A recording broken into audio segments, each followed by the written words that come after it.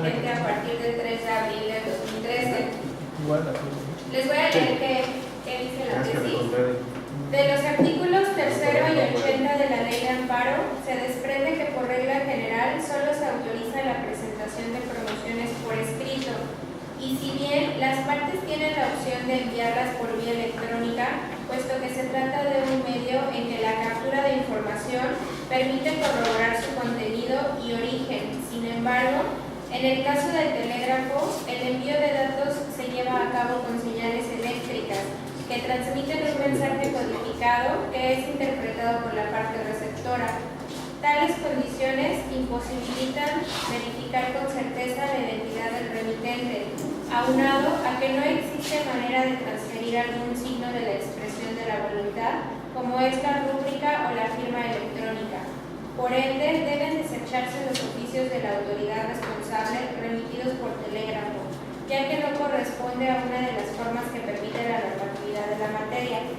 Aun cuando el artículo 25 de la Ley de Amparo vigente hasta el 2 de abril de 2013 autorizaba la vía telegráfica para las promociones de la autoridad, su exclusión en el ordenamiento vigente indica que el legislador reconoció que en la actualidad no existe justificación para continuar utilizando ese sistema, si se considera que se cuenta con diversos métodos que resultan más adecuados para la recepción de escritos relativos a un juicio de amparo. Bueno, en esta tesis,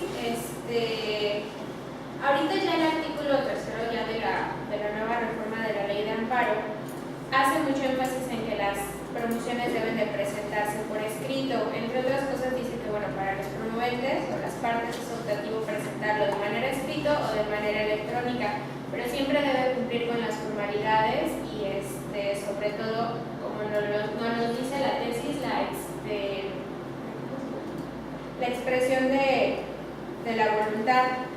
Los escritos que se presenten en forma electrónica siempre deben de estar respaldados por la firma electrónica. Debe de estar la manifestación de la voluntad que se da, ya sea con la rúbrica cuando es por escrito o con la firma electrónica.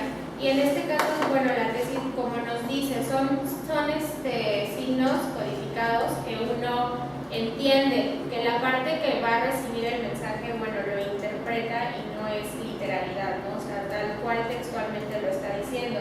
Anteriormente, la Ley de Amparo, en su artículo 118, antes de reformarse, decía que en casos de que no se admitan demora, la petición del amparo y de la suspensión del acto pueden hacerse al juez de distrito aún por telégrafo. Me fui a leer los artículos a partir del 116, habla de las formalidades en las que se debe de presentar la demanda, y en ninguna parte, todos los artículos hacen mucho énfasis a la parte del promovente. A la autoridad en ningún momento les da la facultad de presentar sus promociones por esta vía, sin embargo, hace otra vez el énfasis que en las notificaciones, más no en las promociones que vayan a presentar. También en el artículo 80, del que nos habla la tesis, nos dice que los medios de impugnación, así como los escritos y promociones que se realicen podrán ser presentados en forma impresa o electrónicamente, pero tampoco nos dice ya antes, en la otra ley, bueno, sí nos decía, ¿no?, los medios que eran electrónicos, pero aquí ya no nos habla más del telégrafo. Entonces solamente son para los casos que uno va a explicar Tomás, que sería ya más para las partes que quede indefensa, cuando ya se trata de una orden de aprehensión, de libertad o de algo más que ya ponga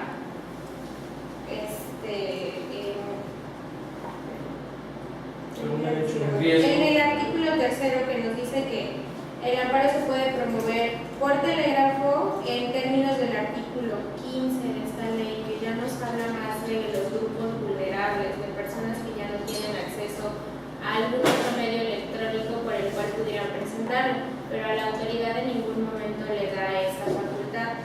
Yo aquí creo, es mi opinión, que es porque la autoridad tiene los medios suficientes para presentar sus promociones de la manera en que la ley lo exige, porque si nos vamos hacia la otra parte, que es la parte vulnerable, pues están en algún pueblo o en algún lugar lejano donde no tienen igual y el telégrafo es lo más cercano, ¿no? Pero son en casos extraordinarios que prevé la ley, pero en ningún momento le da la facultad a la autoridad de que pueda hacer este tipo de promociones. Ok, comenzamos, ¿no? Y ya pues. Y a ver, aquí nos vamos.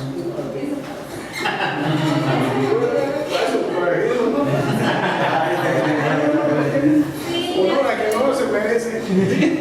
Bueno, como no había nada ahí, todos confiaron en lo que yo decía.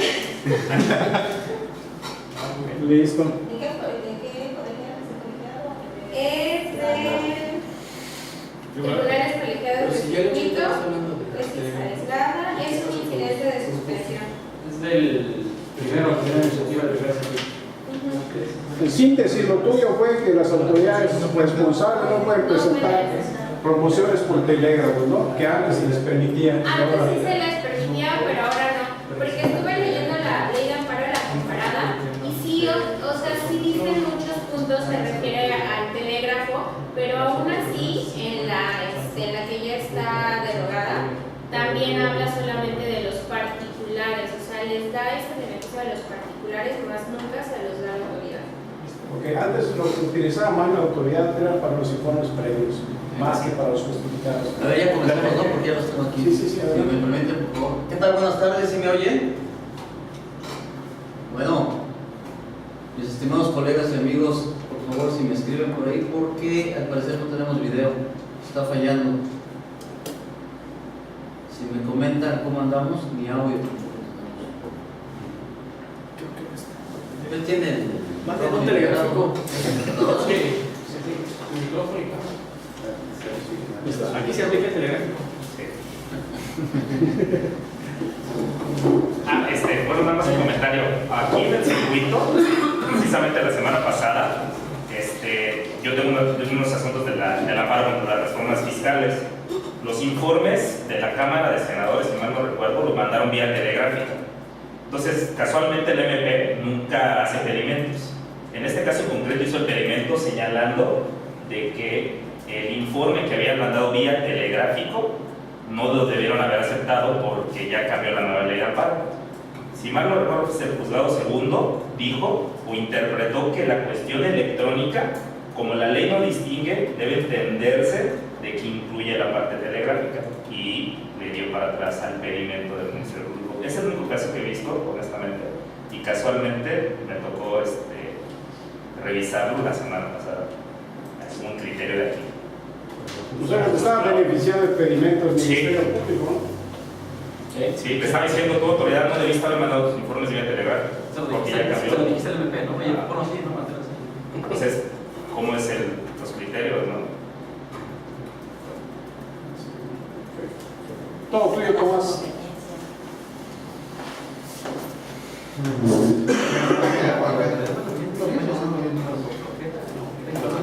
¿Puedes ponerla? Bueno, ahí no, ¿verdad?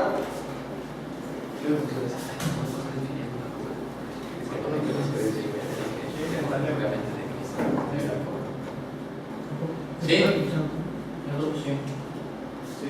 Bueno, pues a mí me tocó la siguiente tesis que habla exactamente de lo mismo, pero al revés de lo que puso los compañeros. Habla de que la tesis que acabamos de ver, que nos puso, habla en relación a cuando a la autoridad está impedida de presentar sus informes por vía telegráfica, y nos hace la comparación de la siguiente tesis de que, o además de la precisión de que para los particulares sí está permitida, aunque habla única y exclusivamente para casos urgentes y a favor de los particulares. Les voy a leer el favor. Juicio amparo. La prestación de promociones por vía telegráfica está reservada a casos urgentes y únicamente a favor de los particulares. Conforme a los artículos 3 y 80 de la Ley de Amparo al Poder General, solo se autoriza la presentación de promociones por escrito enviado físicamente o por vía electrónica. Esto, como lo comentó nuestra compañera, habla de la reforma, ¿no? La última reforma que se llama de amparo. No obstante, los artículos 20 y 110, segundo párrafo de dicho ordenamiento revelan que existen supuestos excepcionales y se puede enviar comunicación al tribunal de amparo de maneras distintas emitas en su presentación directa ante el órgano o bien por un servicio postal o del sistema electrónico. Esto es aquí justo viene la limitación para cuando un particular puede utilizar este medio telegráfico para interponer sus demandas de amparo. Dice, en los casos que importen peligro de privación de la vida, ataques a la libertad personal fuera de procedimiento, incomunicación, deportación o expulsión, proscripción o destierro, extradición, desaparición forzada de personas o alguno de los prohibidos por el artículo 22 de la Constitución, así como la incorporación forzosa al ejército, armada, a esta fuerza nacional, igualmente tratados y descritos a favor de quienes por su situación están sujetos a un régimen especial de protección, en el juicio constitucional, como menores, núcleos agrarios, personas de situación de pobreza, etc.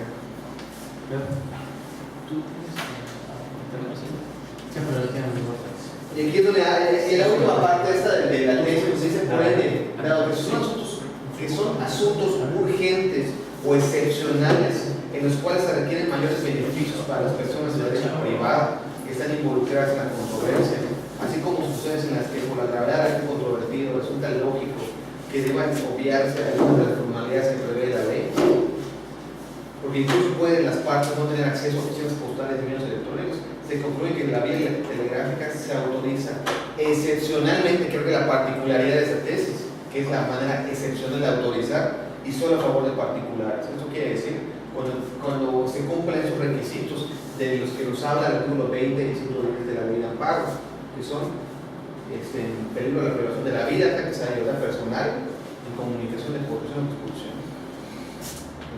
Vamos que nos detallen. Por ejemplo, una situación que me llamó la atención del artículo 20.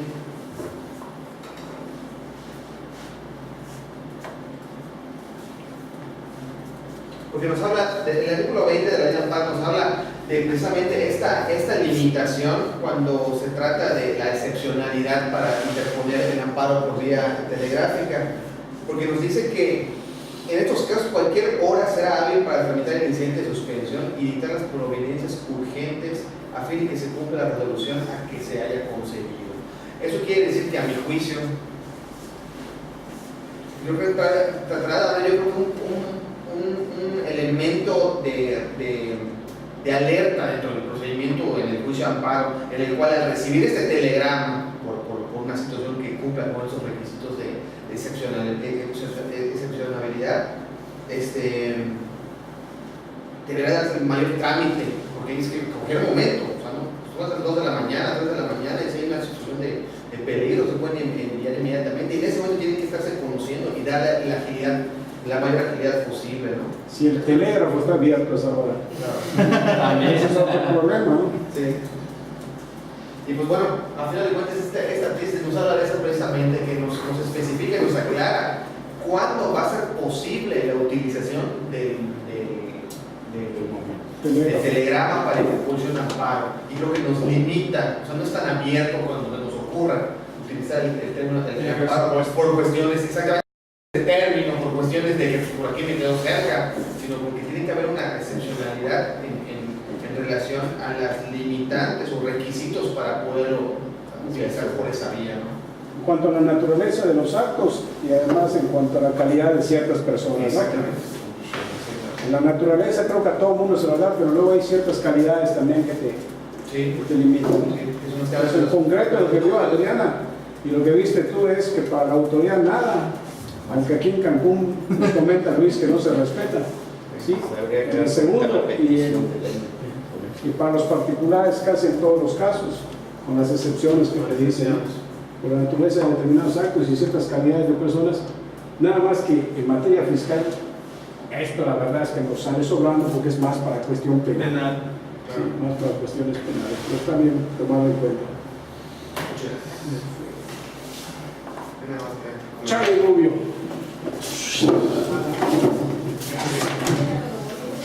A ver si vamos a acabar.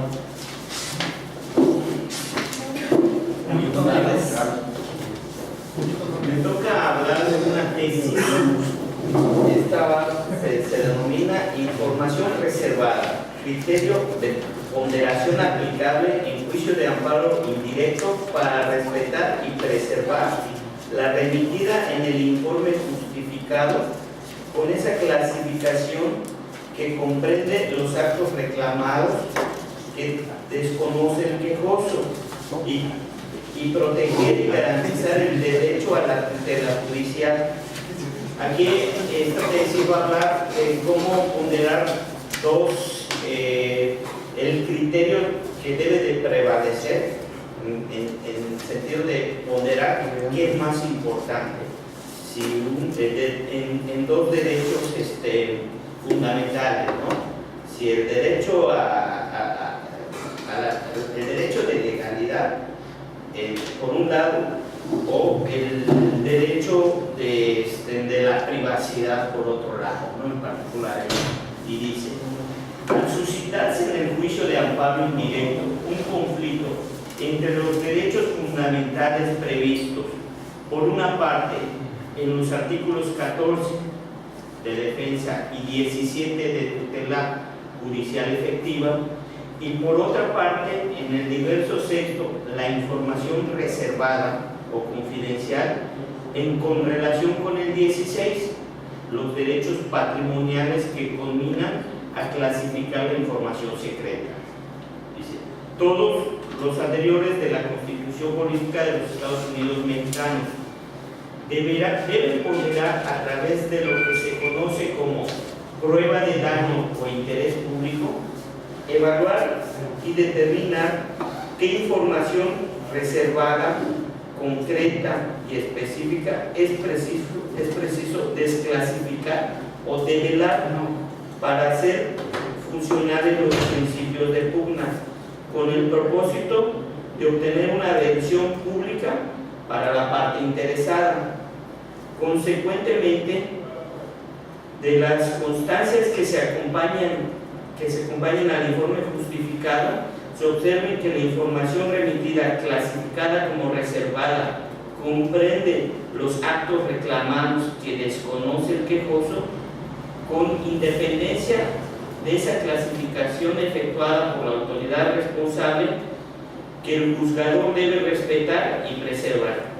Es indispensable proteger y garantizar el derecho a la tutela judicial, por lo que debe permitirse a aquel el acceso a la que sea necesaria, a efecto de que pueda deducir sus derechos y fundar sus impugnaciones en favor de una administración de justicia eficaz y completa. Una vez leído, nos repetimos nuevamente a los artículos que están analizando, y bueno, nos lleva a que el 14, ¿sí?, nos habla de que pues, nadie puede ser privado de su libertad, de sus posesiones o derechos sin un juicio, por un lado, y también sin que se cumplan formalidades esenciales del procedimiento, ¿sí? El 17 habla de que pues todas las personas tenemos derecho a que se nos administre justicia, ¿no? A través de los tribunales, que la deben de impartir en los plazos y términos previstos.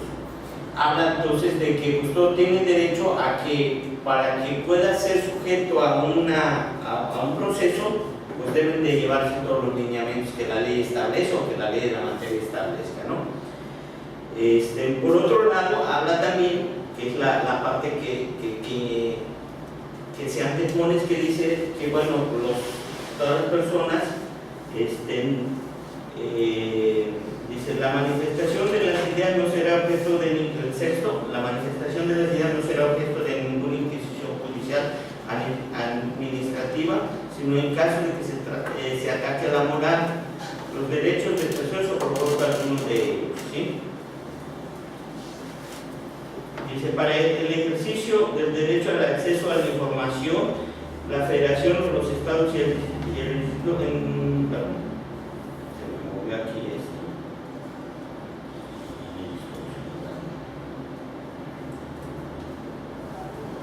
En la fracción 2 nos dice que la información a que se refiere a la vida privada y los datos personales será protegida en los términos y con las excepciones que fijen las leyes.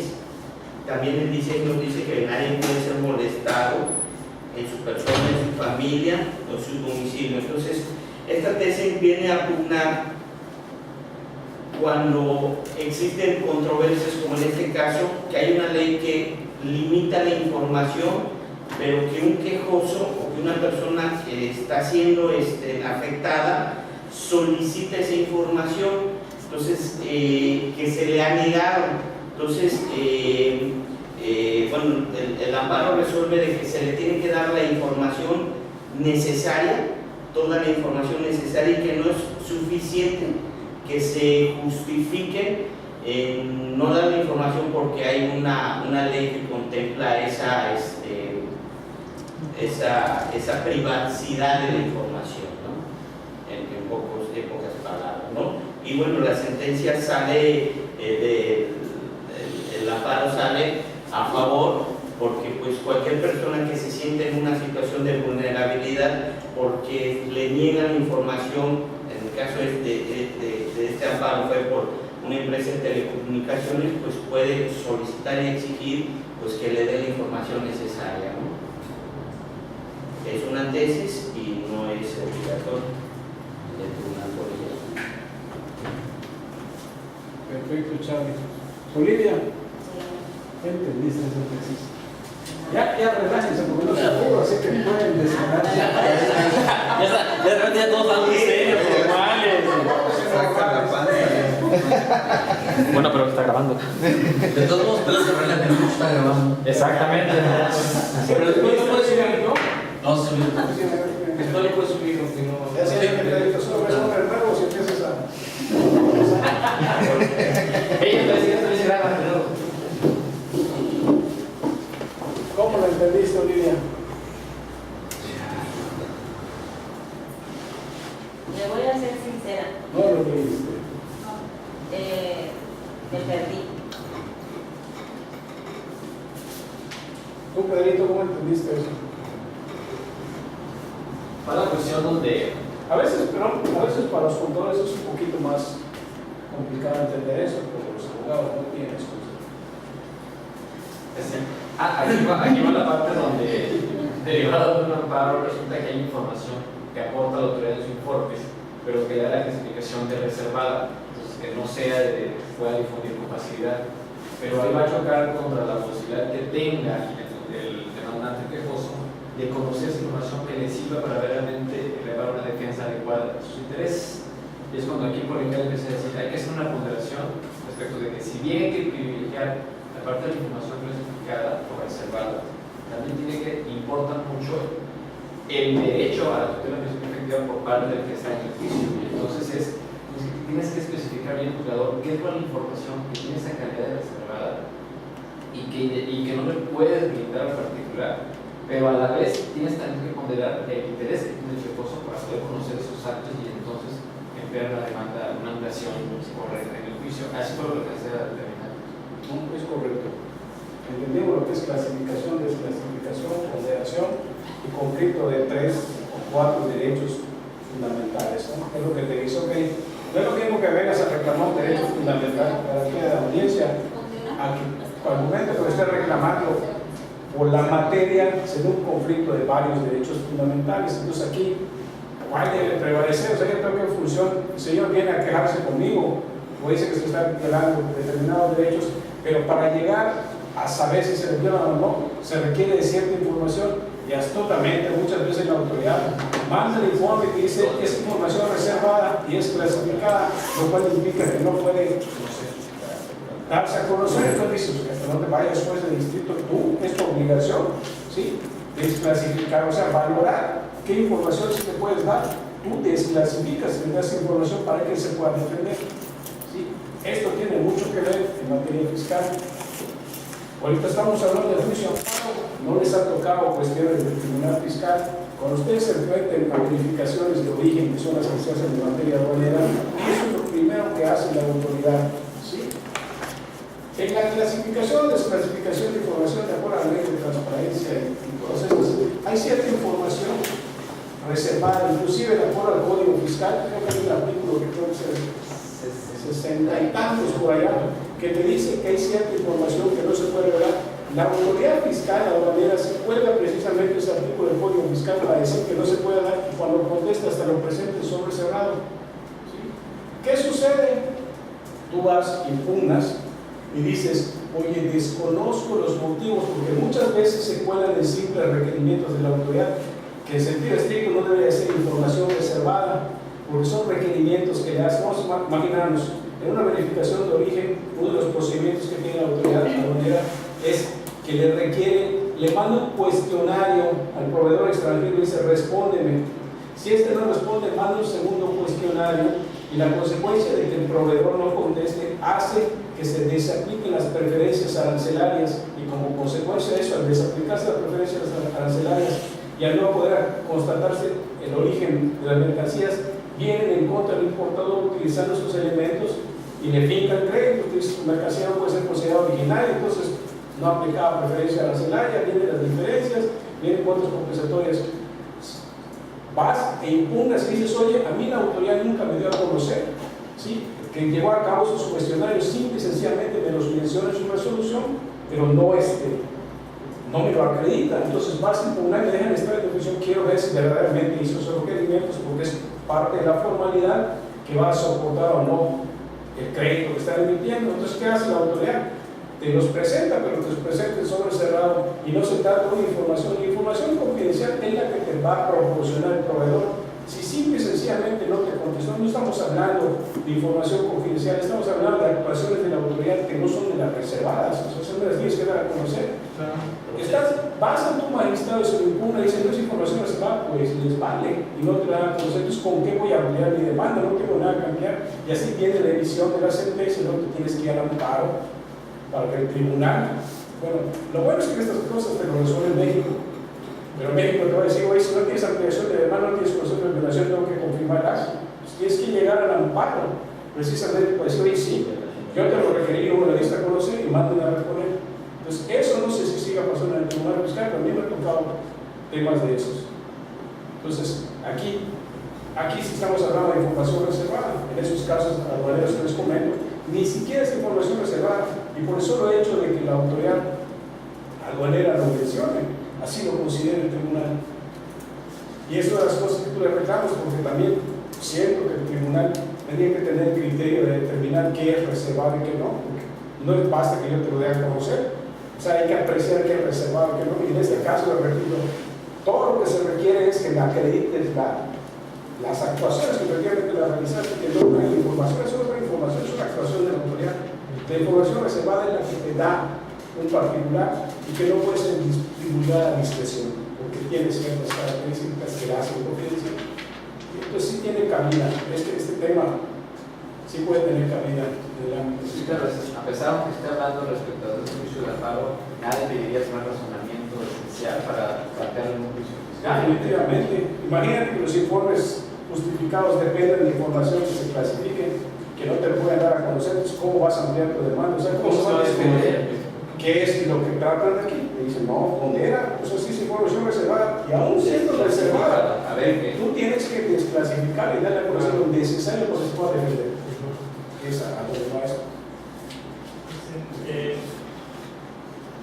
En los últimos 2 meses han ingresado a su materia administrativa, sobre todo en materia migratoria, y al momento de contestar la demanda, la autoridad ofrece como pruebas que no se describen como reservadas. Lo que está haciendo la SARACA es darle la oportunidad a la COR, como son personas físicas, de que se impongan de la información en la sala y amplíen su demanda.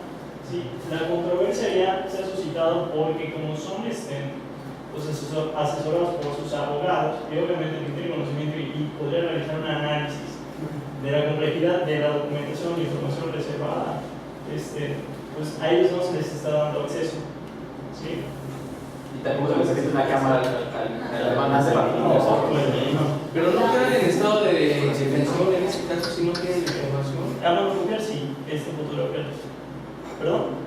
No digo que si no quedan en estado de indefensión. Pues sí, porque lo que se suelta en memoria que si vienes y lo dices ya más o menos ya sé qué es para poder ampliarlo. Porque están clasificadas, se supone. El detalle, por ejemplo, vamos a imaginarnos, bueno, en materia administrativa no sé cómo es, qué es lo que se considera como reservado, habría que checar La misma ley. porque en materia fiscal sí es muy claro. O sea, ellos no se van a la ley de transparencia, ellos se van hasta el artículo 67, creo que es. No, 67 es la caducidad. Pero ahí hay un artículo que los obliga a dar cierta reserva. Ellos se cuelgan de eso, y si tú lees la disposición, se refiere a información como información, no a actuaciones de la autoridad. 69. Reserva de los datos que conozcan las instalaciones. Entonces, ese es un tema muy distinto. En este, pues si me dejan estar en reflexión, más tener que decir que yo necesito aquí a paz, a ver si es lo que. Y si ¿cómo se llama? La persona física no habla español, los deja en completo estado. Llama al licenciado Fredillo. El problema sí que va a haber, es que ya firmaste una demanda en español. es tema migratorio, ¿no? ¿Y qué se ve? Migración, multas, ¿no? Te puede negar a calificar de migratoria, todavía una expulsión del país. Una alerta migratoria, sí, también. Igual con mala intención, porque al fin y al cabo es el expediente administrativo. ¿Sí? El que, bueno, cierta información. Ese sí es considerado como confidencial, todos los datos personales. Sí. Eso sí. Pero han llevado el procedimiento los abogados, pero sí están con la incomodidad de que por qué no tienen acceso a ellos. Se me está ocurriendo. Digo que para eso es locura. Va el demandante, va con una grabadora de audio y empieza a grabar todo el audio. Yo le digo, aquí está el abogado. Digo, en caso de. Pero, por ejemplo, vamos a suponer que ustedes en un tema administrativo, Pedrito, de migración. La resolución en sí te tiene que traer la motivación que a ti te va a ayudar. Por ejemplo, en el caso de Salvador, yo te digo, ok, sí, la motivación la estás diciendo, me estás diciendo que hiciste esto y esto, pero no me lo estás acreditando. Entonces, en los temas migratorios, no sé qué pretendería el abogado deducir de lo que conteste la autoridad, porque si es algo extraordinario que la resolución no tiene, con eso es suficiente. O sea, a la luz del motivo y fundamento que tiene la propia resolución, se tendría que caer. La autoridad no puede introducir motivos distintos a través de esto. Aquí yo lo que buscaría es, por ejemplo, si me va sosteniendo el procedimiento, en este caso para negarme, y no me lo respeta, y aquí me lo menciona, y yo le digo, eso es que no me lo acreditaste, no sé si se dio, ahí pues ya con tu cliente es más preciso, ¿no? Es decir, necesito saber de qué fecha, quién se lo dio, cómo se lo dio, en qué lugar, para que ya tú puedas saber.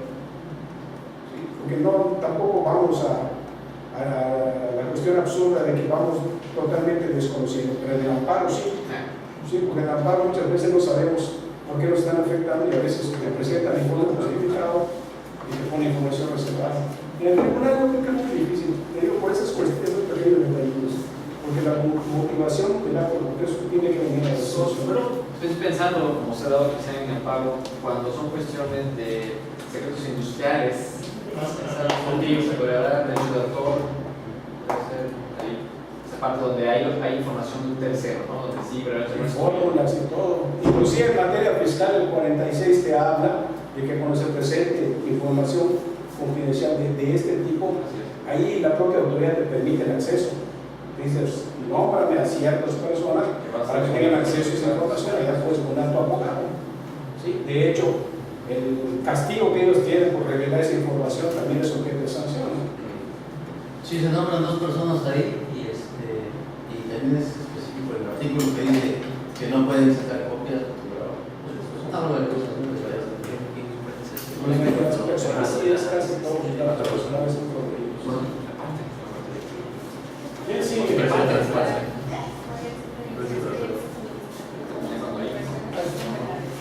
tú también tocas los personajes.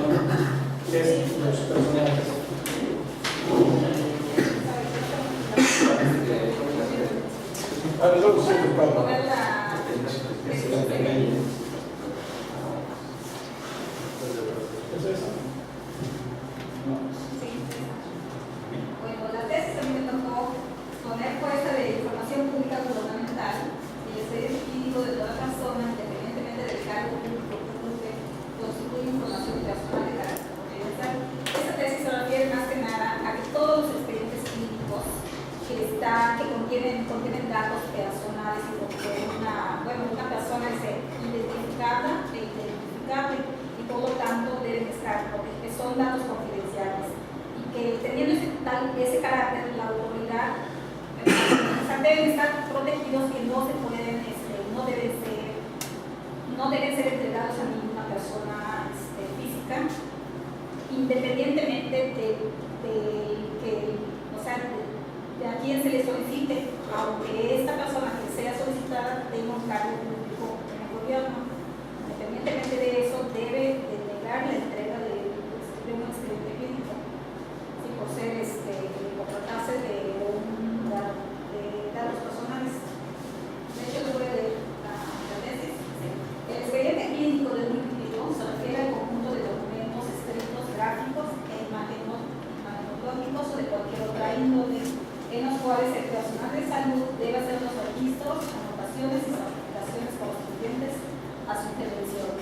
Es el instrumento de conformidad con los artículos 16, párrafo segundo de la Constitución Federal, 3, fracción segunda y 18, fracción segunda de la Ley Federal de Transparencia y Acceso a la Información Pública Gubernamental, en relación con la norma oficial mexicana NOM 168 SSA 1-1998. Sí, por favor.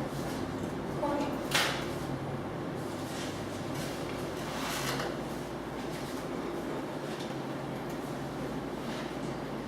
En la que se establecen los criterios científicos, tecnológicos y administrativos obligatorios en la elaboración, integración, uso y archivo del expediente clínico, contiene información de una persona física identificada o identificable que es considerada de carácter confidencial.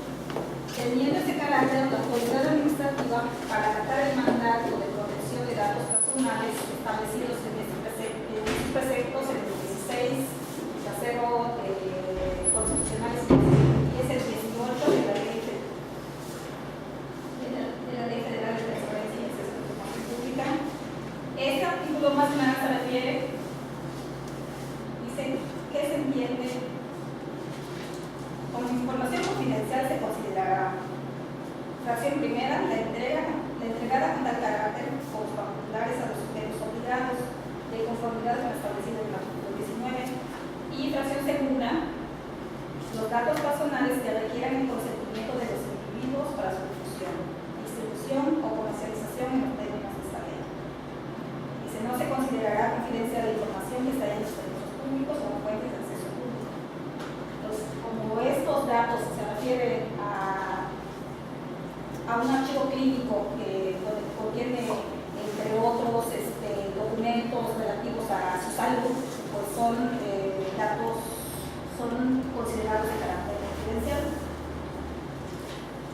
Teniendo ese carácter, la autoridad administrativa, para acatar el mandato de protección de datos personales establecido en sus preceptos, debe negar la entrega del expediente clínico al público general, siendo que ese deber es exigible con independencia de la calidad de la persona respecto de quien se pretenda obtener la información o el cargo público que ocupe en el gobierno, ya que las normas analizadas prevén que toda persona tiene derecho a la protección de sus datos personales sin establecer excepción alguna. Independientemente de la autoridad que sea solicitada, se debe negar. Pregúntale.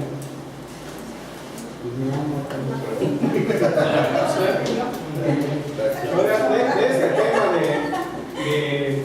ya les dije que esta es una tesis aislada. Sí, entonces no es obligatoria. Y se refiere a la materia constitucional y administrativa. Este tema de información confidencial, yo creo que es algo que nosotros no hemos explotado. A nosotros en las resoluciones que habita Hacienda nos habilitan lo que sea. A lo mejor hay ciertas pruebas en las que se soporta la resolución que caen en información confidencial que la autoridad viola. ¿Sí? El 16 constitucional te permite, en un principio te dice, te prohíbe que aquella información que es confidencial no pueda ser utilizada. Señala ciertos pasos que se tienen que respetar para hacer uso de esas pruebas. Una de las excepciones que te da el 16 es que si una de las partes lo presenta voluntariamente, aunque se utilice, entonces ya no va a existir una colección, ¿sí? Sobre todo en materia penal. Pero puede haber mucha información que la autoridad esté utilizando para motivar sus resoluciones y que nosotros ni siquiera nos hemos dado cuenta que es información confidencial, que haya obtenido por otras partes y que sea información confidencial. Y esto es muy importante tomar en cuenta porque nosotros a veces nos nos analizamos las cosas como la autoridad me lo da y no vamos más allá de profundizar. Hay que tomar en cuenta que todas aquellas pruebas que se emiten o que se obtienen violando derechos fundamentales como es el 16 no pueden ser tomadas en cuenta. Entonces hay que hacer un análisis de lo que es la ley de transparencia para ver cuál es la información que se puede utilizar a descargo y cuál no. ¿Sí? Porque si dentro de esa está alguna que la autoridad fiscal por lo común utiliza y que nosotros lo hemos hecho, podemos invocar, decir que la resolución no puede estar fundada a veces que se basa en pruebas que violan derechos fundamentales, es para llegar al amparo y tener otra esperanza de poder ganarlas, bueno, y poder revocar ese tipo de resoluciones. Entonces, ahí se los encargo mucho. En materia penal sí se presta mucho esta situación.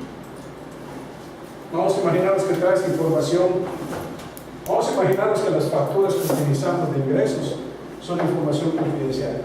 Al procedimiento administrativo sí te lo llevo porque hay una norma que les permite, de acuerdo al Código Fiscal, dárselo a la autoridad y habría que ver si esa no choca con lo que dice el 16.